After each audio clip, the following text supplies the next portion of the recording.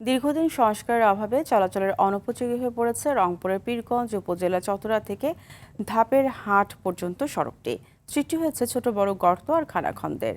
এতে চলাচলে চরম দুর্ভোগে পড়েছেন পথচারী ও যানবাহনের চালকরা। প্রতিনিয়ত ঘটছে ছোট বড় দুর্ঘটনাও। রংপুরের পীরগঞ্জ থেকে মিনহাজুল ইসলাম মিলনের পাঠানো তথ্যচিত্রে জানাচ্ছেন সুলাইমান কবির। রংপুরের পীরগঞ্জ উপজেলার চতরা থেকে ধাপেরহাট পর্যন্ত সড়কটির দৈর্ঘ্য প্রায় ৮ কিলোমিটার। এ পথ ধরেই প্রতিদিন বিভাগীয় শহরসহ আশপাশের এলাকায় যাতায়াত করেন হাজারো মানুষ।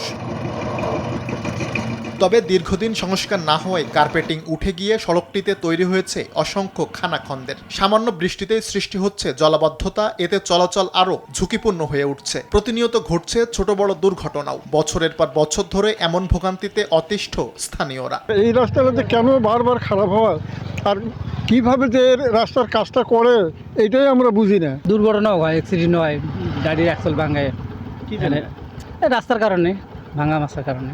এখন তো কিছু না খোয়া টোয়া ফালে অন্তরে না কিছু না যানবাহন করে পারে না, তো গাড়ি তো উল্টে পারে, বহু গাড়ি গড়ে নামাজ চলে। দীর্ঘদিনেও সড়কটি মেরামত না হওয়ার কারণ হিসেবে বরাদ্দ না পাওয়াকে দুষলেন উপজেলা প্রকৌশলী। এটা আমরা গত অর্থ বছরেই এস্টিমেট আমরা প্রেরণ করেছিলাম, কিন্তু বরাদ্দের সংকুলন না হয় এটা আমরা কাজটা করতে পারিনি। এই আগামী অর্থ বছরে এই রাস্তাটা আমরা মেরামত করে দেব। জনদুর্ভোগ কমাতে দ্রুত চতরা ধাপেরহাট সড়কটি সংস্কার করবে সরকার, এমনটাই প্রত্যাশা ভুক্তভোগীদের। সুলাইমান কবির, RTV।